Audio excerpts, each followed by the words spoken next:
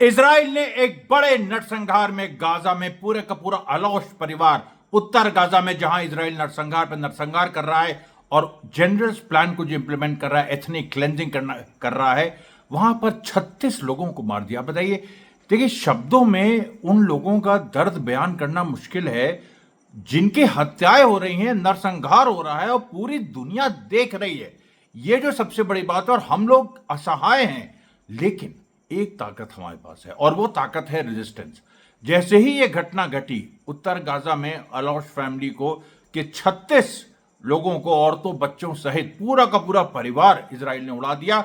उसी समय, उसी के कुछ देर बाद हमास ने उसी इलाके में, अगर ये जबलिया में हुआ तो ये भी जबलिया में हुआ, और जबलिया में वहीं पर 15 इजरायली सोल्जर्स, उनको शून्य, जो मैं आपको बता रहे हैं कि हमास ने जो एक नई किया है, उसकी पुरानी टेक्निक है लेकिन फिर से रिवाइव किया है और उसको गुरिल्ला एक्शन से जोड़ा है।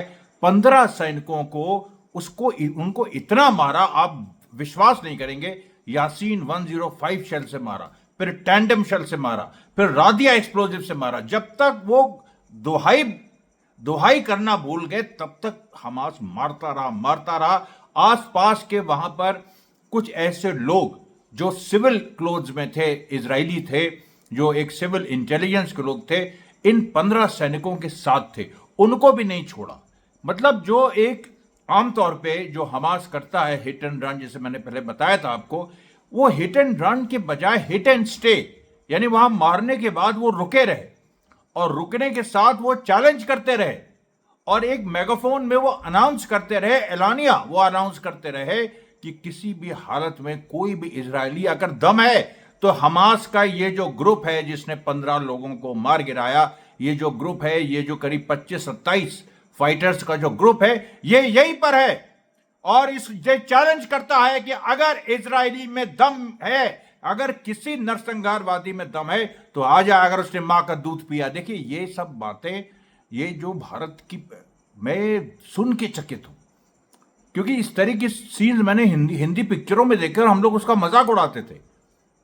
लेकिन आज जो पूरे स्थिति सामने आई है कि पूरा मेगाफोन पे उन्होंने अनाउंस करके इस बात को कहा कि आ जाओ सालो, देख लेंगे तुमको।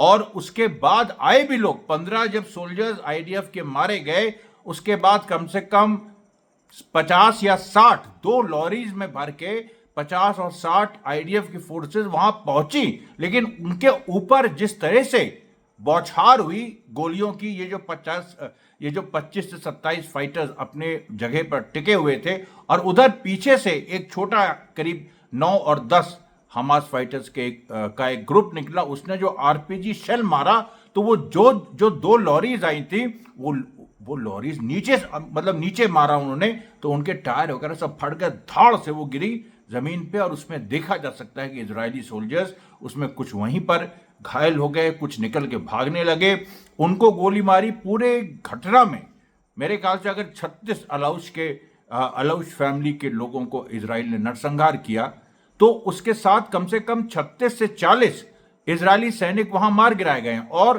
20 करीब घायल हैं। अब आप सोचिए, 15 से कहां वो पूरी कहानी शुरू हुई थी, फिर उसके बाद 2 लॉरीज आई, 2 लॉरीज में जो इजरायली सोल्जर्स थे उनको मारा, तो 36 के ऊपर तो वो हो गए और उसके साथ 20 जो इस तरह से घायल हैं, करीब 60 इजरायली कैजुअलिटीज हुई हैं। बात यहां पर ये नहीं है कि हमने उन्होंने इतने मारे तो हमने इतने मारे, लेकिन ये लड़ाई, this is a war of attrition की लड़ाई में यही होता है कि तुमने मारे 4 तो हमने मारे 6, तुमने मारे 6 तो हमने मारे 8। ये एट्रिशन की लड़ाई, ये एक सुपीरियर टेक्नोलॉजिकल जो पावर है उसको एक कमजोर ताकत लड़ रही है, लेकिन वो कमजोर ताकत अपने दिमाग में तेज है।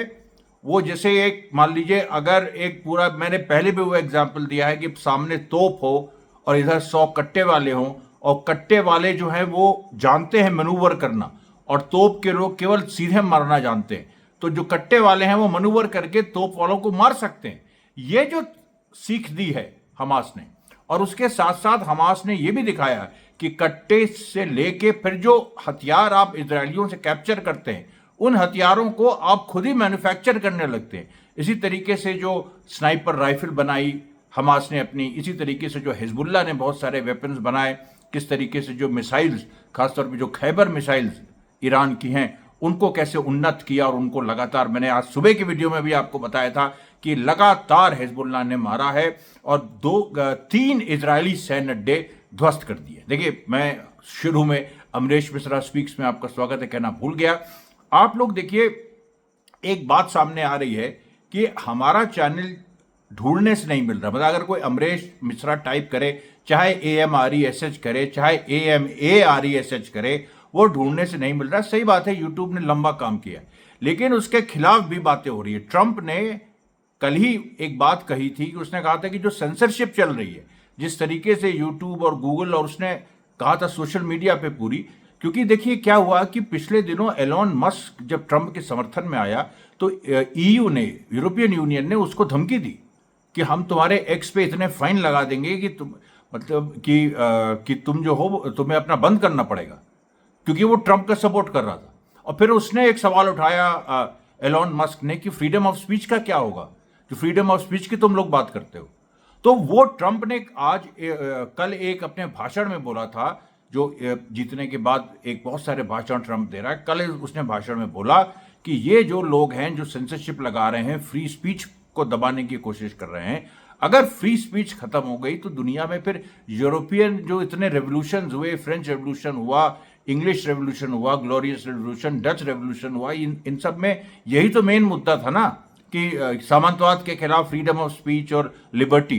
तो ये जो सारी चीजें, यही अगर मुद्दे हैं तो फ्री स्पीच को क्यों यूरोपियन यूनियन दबाना चाह रहा है। और देखिए, अभी जब से ट्रंप जीता है और थोड़ा सा उसके पहले से एक्स यानी फॉर्मली ट्विटर पे उस तरीके का, मेरा हैंडल 2 बार सस्पेंड हो चुका है वहां, लेकिन अभी कुछ दिनों से वो ऐसी कोई ये सिचुएशन नहीं है, क्योंकि मस्क ने एक बार वापस कंट्रोल ले लिया। वो ओनर है, लेकिन उसको भी दबाव में लिया था। उसकी टीम में इन्फिल्ट्रेशन हुआ था, मोसाद का इन्फिल्ट्रेशन हुआ था, क्योंकि इजराइल भी चाहता है कि मस्क अपने इस पे एक्स हैंडल पे जो प्रो पैलेस्टीनियन खबरें दबा दे, लेकिन वो नहीं दबाया उसने। एम्स्टर्डम में जो क्लैश हुआ, उसमें जो इजरायली नैरेटिव था कि वहां के अरब मोरक्कन ने दंगा किया और जूस पे अटैक किया और एंटी सेमिटिज्म था और 7 अक्टूबर था, उसको इसने, मस्क ने उस नैरेटिव को बढ़ावा नहीं दिया, बल्कि जो वैकल्पिक नैरेटिव थे, जो कम से कम 100 से ऊपर हैंडल, जिनके मिलियंस ऑफ फॉलोअर्स हैं, जिन्होंने ये कहा कि किस तरीके से इजरायलियों ने दंगा शुरू किया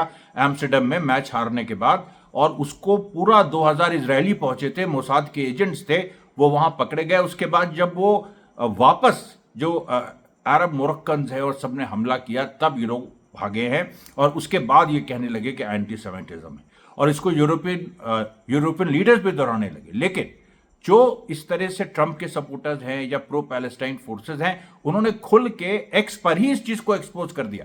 और ये नैरेटिव जो है कि एम्स्टर्डम में एक्चुअली इजरायलियों ने दंगा किया और वो मार भी खाए, ये, और सही मार खाए, ये नैरेटिव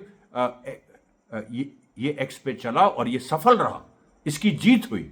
तो आप बताइए, सोचिए कि किस तरीके की, किस लेवल पर लड़ाई हो रही है। एक तरफ गाजा में जमीनी लड़ाई हो रही है, दूसरी तरफ देखिए इतनी बड़े लेवल पे जो पूरी फोर्सेस, और मतलब ट्रंप वर्सेस यूरोपियन यूनियन, और मतलब ये आपका एलोन मस्क।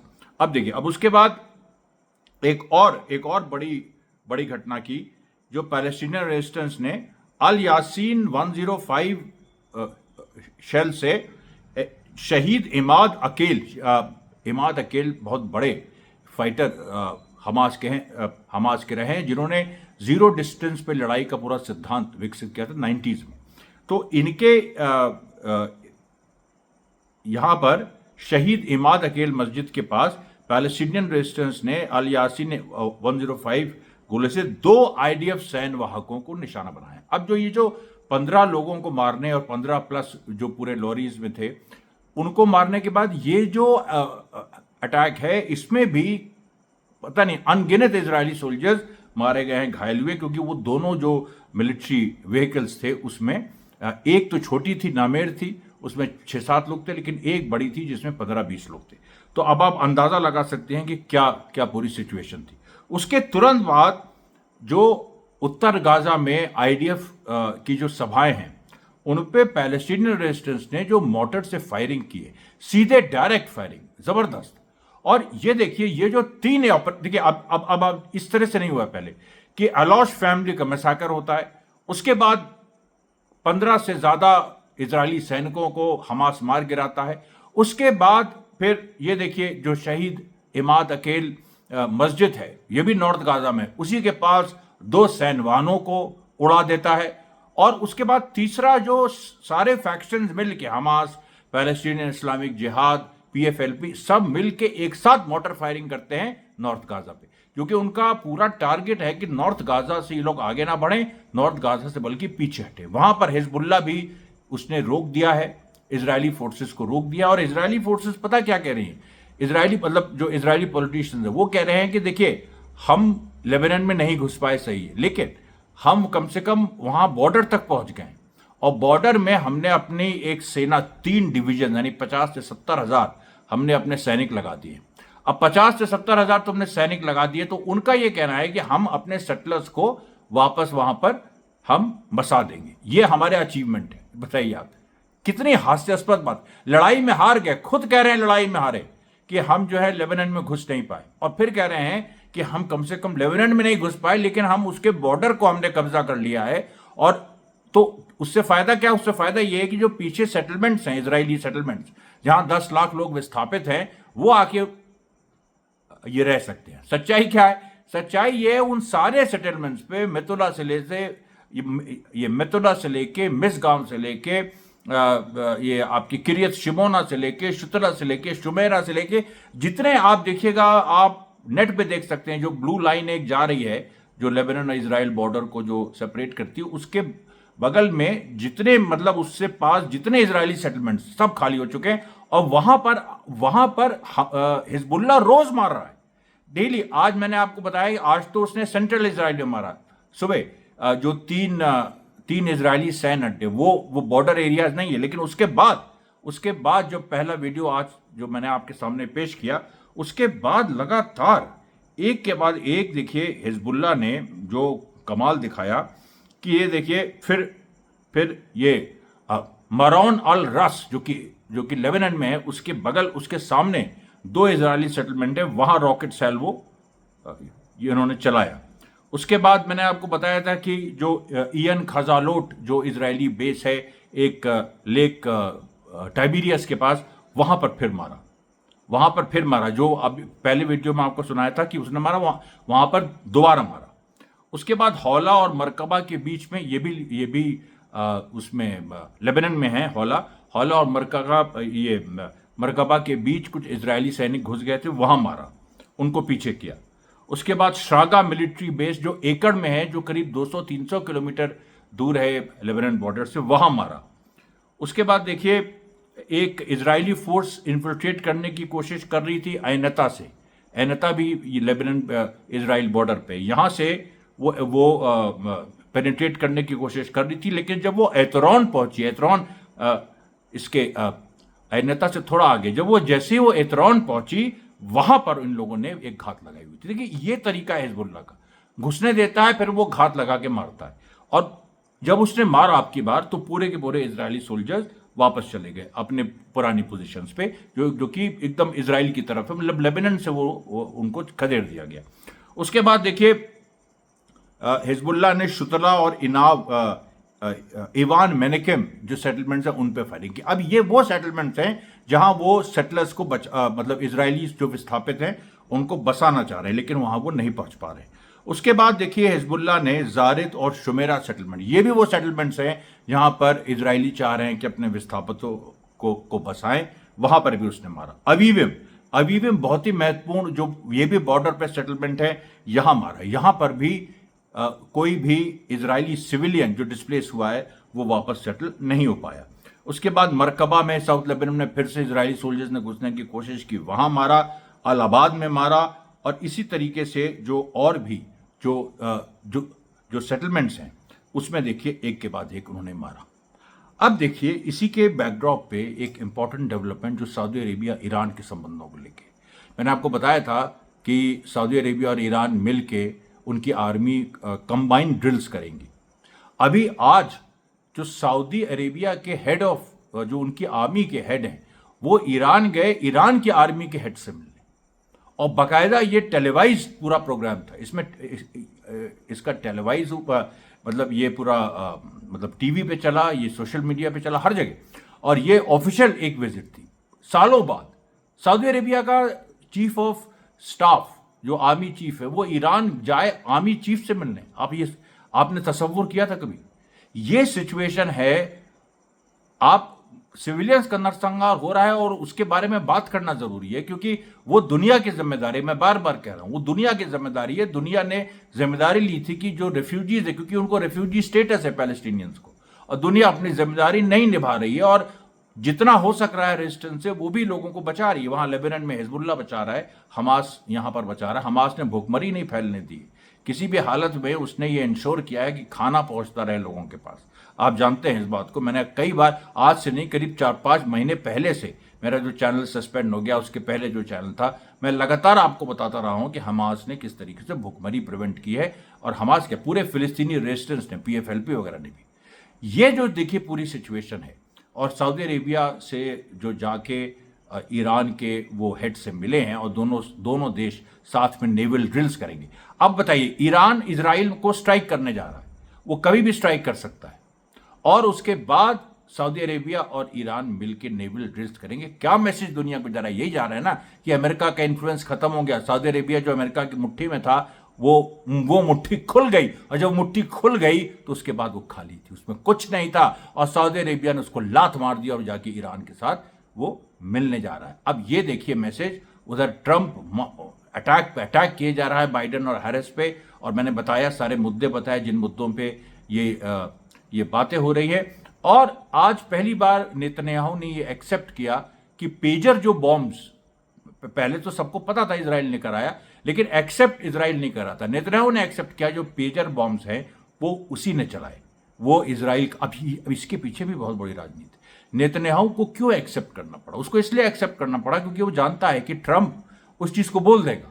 ट्रंप ने कहा है कि वो 9/11 के भी फाइल्स, जो 9/11 हुआ था 2001 में, जिसके आधार पे अमेरिका ने पूरे विश्व को रौंदा था, आज सबको, इस्लाम को आतंकवादी कहा था, वो उनकी फाइल्स खोल देगा जो क्लासिफाइड। अब क्लासिफाइड फाइल्स खुल गई तो मोसाद का रोल 9/11 में सामने आ जाएगा। अब आप बताइए, ये जो बात है, इसीलिए नेतन्याहू ने एक्सेप्ट किया कि पेजर बम उसने ये मतलब पेजर बम के पीछे इजराइल है, बाकी और भी आतंकवादी घटनाओं के पीछे इजराइल है। ये बात नेतन्याहू ने स्वीकारी खुले मंच से।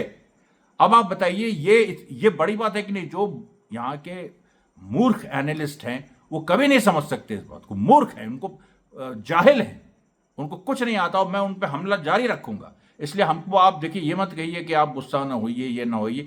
ये सारी चीजें एक सबको राउज करने के लिए जरूरी है। मैं फिर आपको बताता हूं कि हमारा जो चैनल है उसका जो नाम है, कीवर्ड अमरेश, या इससे टाइप करने से, चाहे AMARESH करिए, चाहे AMRESH करिए, लोगों को यूट्यूब चैनल नहीं मिल रहा है। इसलिए लिंक को बढ़ाना जरूरी है। आप लिंक पे ध्यान दीजिए। 1 घंटा 2 घंटा लोग जाके, हर मेरे जो सब्सक्राइबर्स हैं, कम से कम सैकड़ों की संख्या में, अभी हजारों तो मैं नहीं कहूंगा, अभी लगभग 3000 हो गए, लेकिन उसमें से करीब 100-150 ऐसे लोग हैं जो एक्टिव हैं, और वो लोग जो हैं लगातार दूसरे चैनल्स में जाके अपना टाइम दे रहे हैं।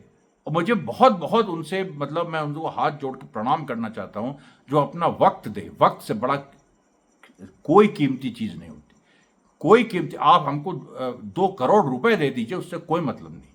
वक्त का मतलब है, वक्त आप अपना दे रहे हैं, 1 घंटा दे रहे हैं, 1.5 घंटा दे रहे हैं, वो करोड़ों से ज्यादा है, करोड़ों से ज्यादा है वो। मेरी वेबसाइट कल से देखिए, दोपहर से वो ऑपरेशनल हो जाएगी। उसको सेट होने में 1 दिन लगेगा, लेकिन कल तक आपको मतलब दोपहर शाम तक उसका URL भी आपको मिल जाएगा। और फिर देखिए, ट्यूसडे से वो परवान चढ़ने लगेगी। ट्यूसडे हमारे यहाँ सनातनी हिंदुओं में पवित्र दिन है, फ्राइडे भी है पवित्र दिन है। तो ट्यूसडे और फ्राइडे के बीच का टारगेट है कि पूरा हम लोग वेबसाइट को इतना चढ़ा देंगे कि फिर हमें यूट्यूब गूगल देखिए सरेंडर करने जा रहे हैं। ट्रंप के आने के बाद ये लोग सरेंडर करने जा रहे हैं। इनके सर पे खड़े होके हम लोग, मतलब समझ जाइए आप, तो ये जो पूरी स्थिति है, ये आपको इससे अवगत कराना था। ये आज का दूसरा वीडियो है। कल हम देखिए मैक्सिमम वीडियो आपके साथ आपको पहुंचाने की कोशिश करेंगे। कल दोपहर तक हम आपको वेबसाइट का भी यूआरएल आपसे शेयर करेंगे, यूट्यूब पे भी शेयर करेंगे और एक्स और टेलीग्राम पे भी शेयर करेंगे। तब तक के लिए धन्यवाद साथियों, बहुत बहुत धन्यवाद।